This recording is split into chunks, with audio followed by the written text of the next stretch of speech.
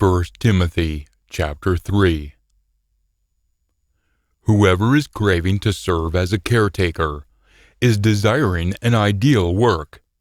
So then, a caretaker for the group ought to be beyond criticism, the husband of one wife, not a polygamist or a remarried divorced man, sober, sensible, orderly, treating others warmly as guests, able to teach, not addicted to alcoholic beverages, not quarrelsome, but lenient, against fighting, a pacifist, not fond of money, ideally looking after matters concerning his own household, having his children in subservience with all dignity.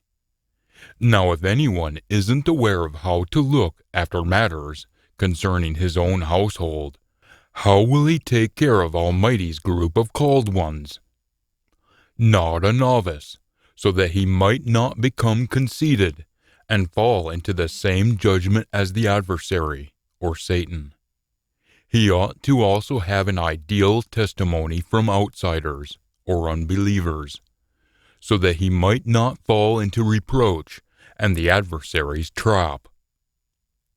In the same manner, servants to the group ought to be full of dignity, not double-tongued or two-faced, not addicted to alcoholic beverages, not greedy for shameful gain, having the secret, Colossians 1 verse 27 and 1 Timothy 3 verse 16, of the faith with a clear conscience.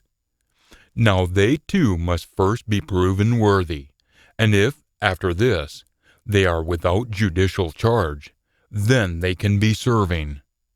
In the same manner the women, or servants, ought to be full of dignity, not adversaries, sober, and trustworthy in all things.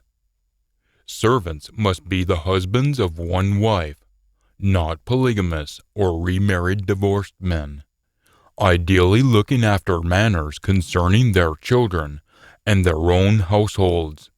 For those who have served ideally are going to purchase for themselves an ideal grade, and much boldness in their faith in the Anointed One Jesus.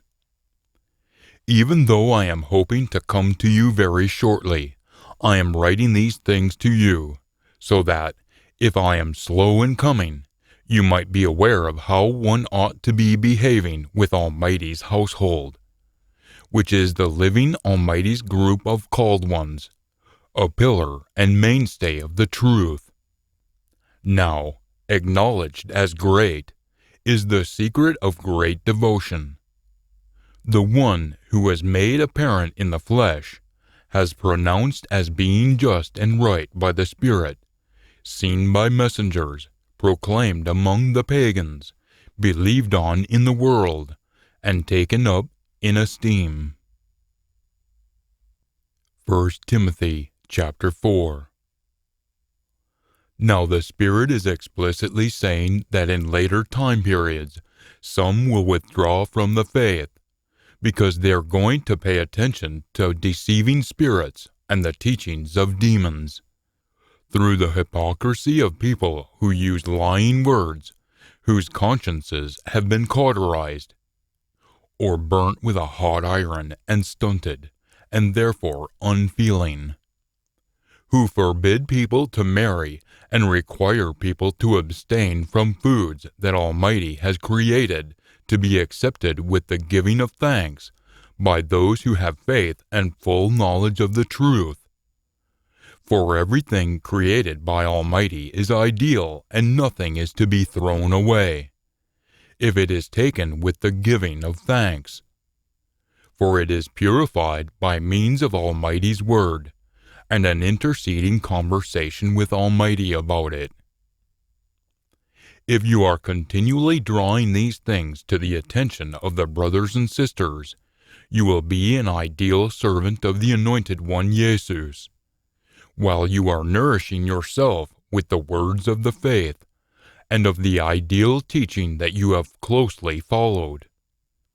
Now you must be continually refusing impure and old women's myths, like those from pagan Gnosticism. Yet, on the other hand, you must be continually training yourself with a view of great devotion towards Almighty. For physical training is beneficial in a little area, yet great devotion is beneficial in all areas, since it holds a promise for this current life and the one that is going to come, life in the last age. This is a trustworthy saying, and worthy of all acceptance. For with a view towards this, we are continually laboring and struggling, that we have come to always put our hope in the living Almighty, who is the Savior of all kinds of humans, that is, of the believers. You must be continually charging and teaching these things. You must stop letting anyone despise your youth. Rather, you must continually be a representation for the believers in your speech, behavior, love, faith, and purity. Until I come, you must be continually paying attention to the public reading of the Word, to encouragement, and to teaching. You must stop neglecting the favor that is in you, that was given to you by means of prophecy in connection with the body of older ones placing their hands on you. You must be continually meditating on these things. You must be continually involved in these things, so that your progress might be continually apparent to everyone. You must be continually focusing your attention on yourself and your teaching.